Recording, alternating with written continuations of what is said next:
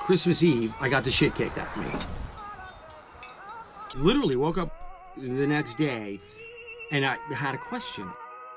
The question that I came up with, or the question that was in my head, I didn't even really come up with the question that came in my head was like, if your life was a house and you built that house with your own two hands, and that house is filled with all the things that you are, like all the things you've done and the places you've gone and the people you've met and good and bad and the pain that you've had.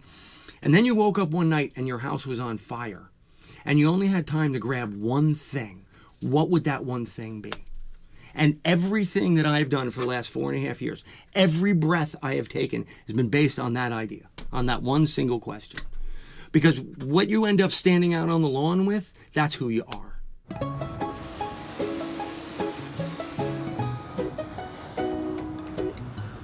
Every morning I wake up and I have coffee and I come up with a whole bunch of ideas. But the only ones I ever end up actually doing are the ones I don't understand. Like most people, I grew up in a world where 2 + 2 = 4. It always equals 4. And you sort of base everything on that idea. And then one day I woke up and realized that in your heart, 2 + 2 = lamppost. And it just changed everything. The color of the sky is different. Everything in my life changed.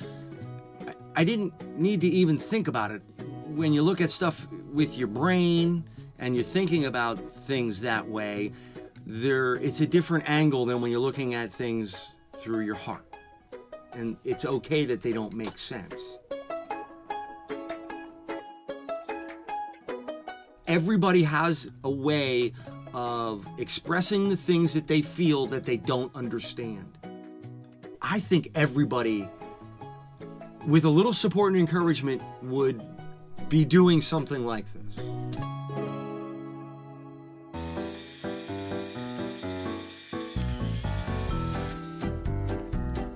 Art is a very lonely business. It really, really is. Art shouldn't just take place in your basement or in your studio. It should be a part of everything that you do. It's a lifestyle and not just a part of your life. If you're really going to sort of dive into it, it has to be a part of everything that you do. So I'm always trying to look for different avenues of doing art.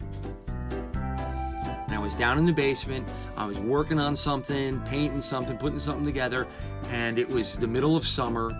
And I kept thinking that I wanted to do something different. I was already a year into making sculptures and writing stuff, and I wanted to do something different. And of course, it being July, I had Charlie Brown Christmas on, which is a great story that I absolutely love. And at one moment, I just sort of looked up, and Lucy had that stand, Psychiatric Help 5 cents. Immediately realized I had to do that I had to do that project, that I was going to make some kind of stand, put it out the end of the driveway, and give out psychiatric help for 5 cents, and just see who stops. Both my parents grew up during the Depression, and I very much grew up in a home where nothing was thrown away, ever. They fixed things, they reused them in some way, because that's how they grew up.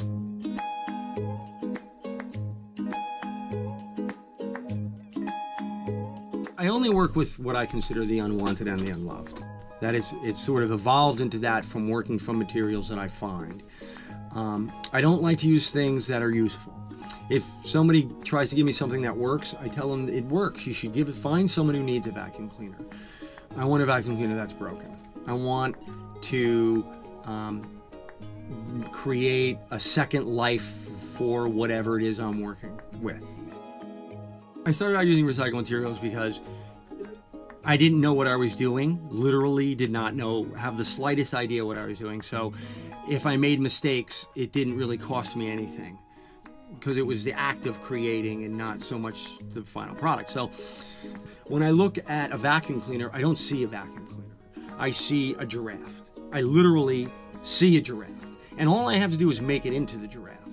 Or if I think of an idea, I literally see a story in my head. The moment it leaves this room, it's everyone's. It's not mine anymore. And when it's out in front of my house, it's everybody's.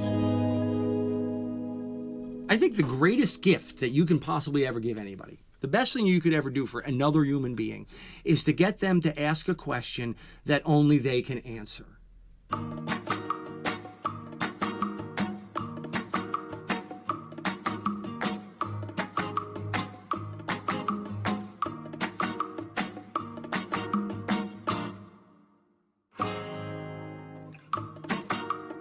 I'm still uncomfortable with being called an artist. It just feels like there's something that I'm not getting yet, and I need to keep going and going and going, and then I'll understand what it is. And I don't understand now. Like, I kind of know what I'm doing, and I like what I'm doing, but there's something else involved, and I don't know what that is yet. I'm 4.5 years in, and I'm hoping it's not going to take forever. I'm really hoping it doesn't take forever.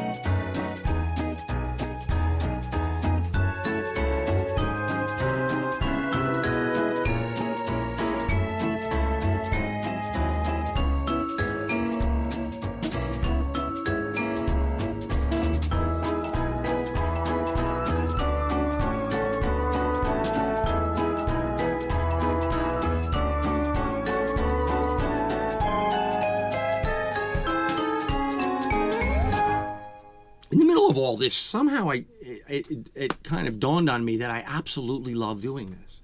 And I will do this the rest of my life.